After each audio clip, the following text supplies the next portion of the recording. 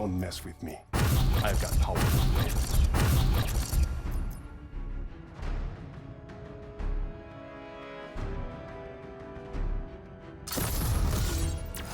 See anything else you like?